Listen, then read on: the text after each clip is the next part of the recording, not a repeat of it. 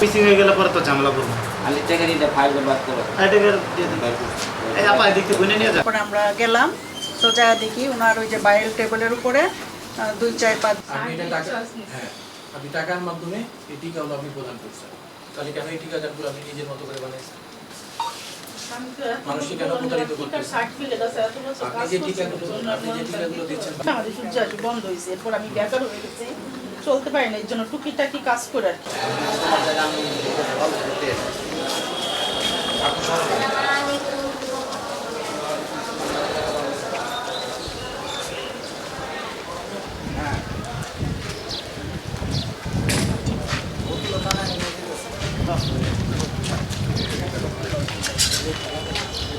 বাত ব্যথা, প্যারালাইসিস কিংবা আর্থ্রাইটিস, আধুনিক ফিজিওথেরাপি ও পুনর্বাসন চিকিৎসায় নির্ভরযোগ্য নাম ডিপিআরসি।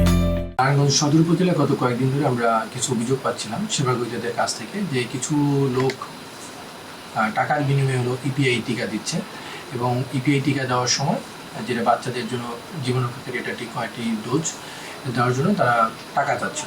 তো সেই অভিযোগের পরিপ্রেক্ষিতে আমরা উপজেলা যে স্বাস্থ্য কর্মকর্তা আছে ওনার সহযোগিতা নিয়ে আজকে আমরা একটা টিম প্রেরণ করি।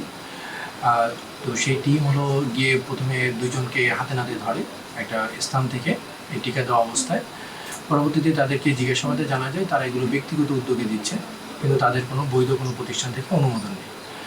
তৎপ্রেক্ষিতে তাদেরকে আরও অধিকতর জিজ্ঞাসাবাদে তার কাছে আমরা জীবন রক্ষাকারী বেশ কিছু টিকার উপাদান পাই, একই সাথে জরায়ুর ক্যান্সার থেকে শুরু করে হেপাটাইটিস বি সহ অন্যান্য রোগের হলো প্রতিষেধক পাই। তো যে প্রতিষেধকগুলো উনি দিচ্ছিলেন এই প্রতিষেধক দেওয়ার ওনার কোনো বৈধ অনুমোদন ছিল না, একই সাথে উনি এগুলো যেভাবে সংরক্ষণ করতেছিল সেটা সঠিকভাবে সংরক্ষিত করতেছিল, যে নির্দিষ্ট টেম্পারেচারে সংরক্ষণ করার কথা তিনি সেটা না করে এগুলো দিচ্ছিল। একই সাথে এই টিকা দেওয়ার জন্য তিনি একটা নির্দিষ্ট পরিমাণ টাকা নিচ্ছিল জনগণের কাছ থেকে। আপনারা অবগত আছেন যে ইপিআই সম্পূর্ণ সরকারিভাবে দেওয়া হয় এবং এটার জন্য সরকার নির্ধারিত কোনো ফি নেই, এটা বিনামূল্যে জনগণকে দেওয়া হয় বাচ্চাদের জীবন রক্ষার জন্য।